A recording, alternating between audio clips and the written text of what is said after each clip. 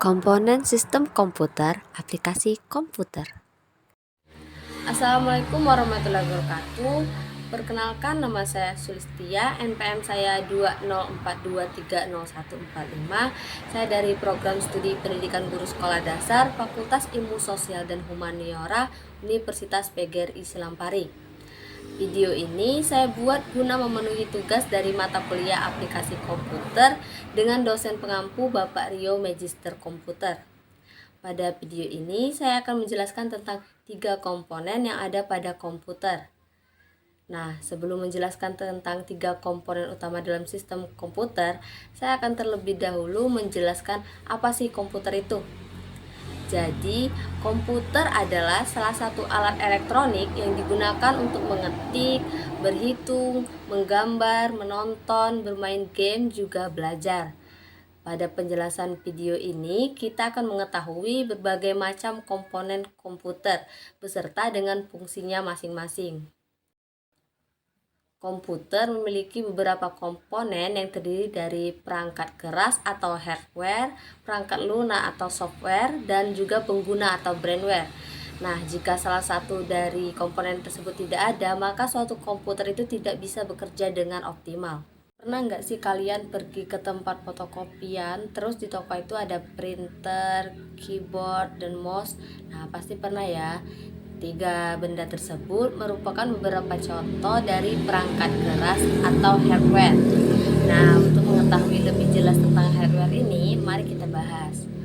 Jadi, komponen pertama dari komputer ini yang adalah perangkat keras atau hardware. Hardware ini adalah salah satu komponen komputer yang sifat alatnya itu bisa dilihat dan diraba secara langsung atau bentuknya itu nyata. Hardware ini sendiri terdiri dari beberapa jenis. Yang pertama itu ada CPU atau Central Processing Unit. Nah, CPU ini adalah jantungnya komputer. Di dalamnya itu terdapat sistem unit yang bekerja secara bersama dan berkesinambungan untuk memproses atau mengolah data, gambar, dan juga suara.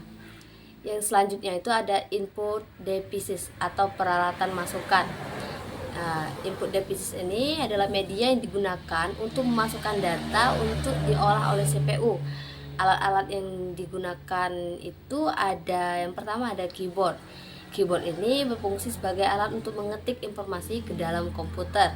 Alat yang kedua itu ada mouse. Nah, mouse ini berfungsi untuk menggerakkan pointer untuk kursor secara cepat. Yang ketiga itu ada webcam. Nah, webcam ini berfungsi untuk memotret dan mengambil video secara langsung. Kalau di CPU itu biasanya harus dipasang. Kalau di laptop sudah ada. Yang selanjutnya itu ada scanner. Scanner ini berfungsi untuk memindai gambar atau teks ke dalam komputer. Jenis yang selanjutnya ini adalah storage devices atau peralatan penyimpanan. Storage devices ini adalah media penyimpanan semi permanen, yang artinya itu tidak permanen. Nah, alat-alat yang digunakan pada ini yaitu yang pertama adalah hard disk. Hard disk ini berfungsi untuk menyimpan data dalam kapasitas yang besar. Hard disk ini terletak di dalam CPU. Yang selanjutnya ada USB. USB ini berfungsi untuk menyimpan data dalam kapasitas yang lebih kecil. Nah, USB ini terhubung dengan komputer melalui port USB. Jenis hardware yang terakhir ini ada output device, itu media yang digunakan untuk menampilkan hasil keluaran dari pengolahan CPU. Jadi setelah data itu diolah oleh CPU, maka output device ini akan mengeluarkannya atau menghasilkan datanya. Nah, alat-alat dari ini yaitu yang pertama ada monitor. Monitor ini adalah alat yang digunakan untuk menampilkan gambar, teks, dan juga video. Nah, alat yang kedua itu ada printer. Printer ini adalah alat untuk mencetak data dari komputer. Yang ketiga itu ada speaker. Speaker ini adalah alat untuk menghasilkan data berupa audio. Dan alat yang terakhir yaitu ada proyektor. Proyektor ini adalah alat yang digunakan untuk menampilkan layar dengan ukuran yang besar. Komponen yang kedua ini ada perangkat lunak atau software. Nah, software ini merupakan suatu perangkat yang memiliki fungsi untuk menghubungkan antara perangkat keras, perangkat lunak dan juga pengguna atau user, sehingga bisa saling berkomunikasi. Software ini bersifat tidak bisa disentuh, namun bisa dijalankan dan digunakan sesuai dengan fungsinya. Software ini juga disebut dengan program, yaitu seperangkat perintah yang terkait, yang disusun untuk tujuan umum memerintahkan kepada komputer untuk melakukan suatu kerjaan. Nah, dalam melakukan interaksi dengan komputer, seorang pengguna atau user menggunakan komputer ini melalui antarmuka atau interface yang menarik lewat layar monitor. Software yang membuat komputer ini dapat bekerja itu terbagi dalam 3 kategori. Pertama ini adalah sistem software atau perangkat lunak sistem. Nah, perangkat lunak sistem ini terdiri dari program yang mengontrol atau memelihara operasi komputer dan seperangkatnya yang bertindak sebagai antaramuka atau user, software, aplikasi, dan hardware. Nah, yang masuk dalam kategori perangkat lunak sistem ini salah satunya itu adalah sistem operasi atau operating system. Sistem operasi atau operating system ini adalah seperangkat program yang mengkoordinasikan seluruh aktivitas di antara output device yang menyediakan alat bagi user supaya bisa berkomunikasi dengan komputer. Alur kerja sistem operasi ini ketika user menjalankan komputer, sebagian sistem operasi akan disalin dari hard disk ke memori. Sebagai program sistem operasi, ini akan selalu tetap di memori selama komputer dinyalakan. Nah, beberapa contoh logo dari sistem operasi ini ada Ubuntu, Linux, Windows, Android, IBM, dan MS-DOS. Dan masih banyak lagi contoh yang lainnya. Nah, kategori yang kedua itu ada application software atau perangkat lunak aplikasi. Nah, perangkat lunak aplikasi ini adalah perangkat lunak yang digunakan untuk membantu aplikasi kebutuhan sehari-hari untuk pengguna komputer untuk mempermudahnya dalam kebutuhan sehari-hari. Jenis-jenis perangkat lunak aplikasi ini terdapat beberapa macam. Contoh yang pertama dari golongan Office yang biasanya itu digunakan pada ranah perkantoran. Contohnya ada aplikasi Microsoft Office, Open Office, dan juga Star Office, dan masih banyak yang lainnya sih. Nah, yang kedua itu software aplikasi. Software aplikasi internet. Nah, contoh dari ini adalah Google Chrome, MS Outlook, dan Telegram. Yang ketiga ada software pengolah gambar. Contoh aplikasinya itu Adobe Photoshop, Paint, Corel Draw, dan lain-lain.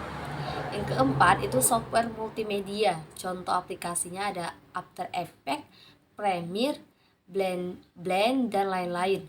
Yang kelima itu software penerbitan. Contohnya Adobe PageMaker dan InDesign.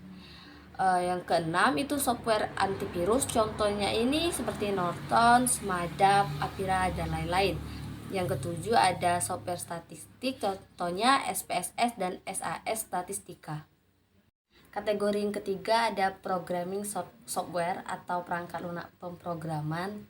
Nah, perangkat lunak pemrograman ini adalah program yang digunakan untuk menulis, mengembangkan, menguji, dan juga mendebak perangkat lunak lain, termasuk aplikasi dan perangkat lunak sistem.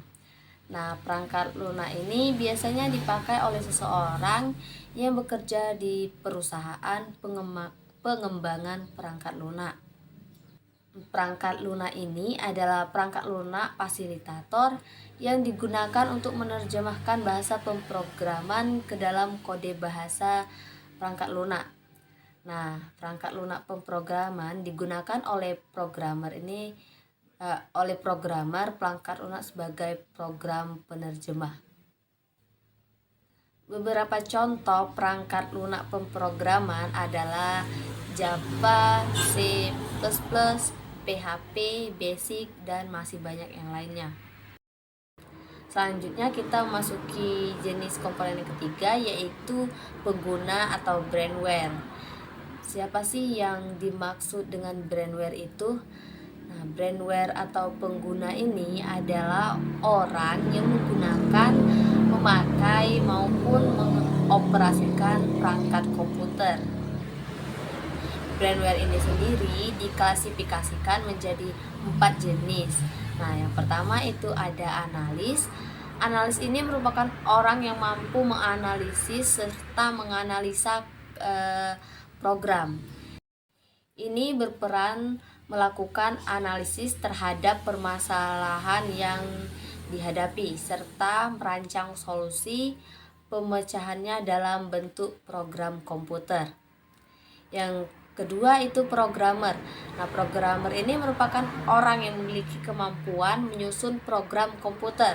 Nah, perannya adalah untuk menerjemahkan rancangan yang dibuat oleh analis ke dalam bahasa pemrograman sehingga solusi dapat dijalankan oleh komputer.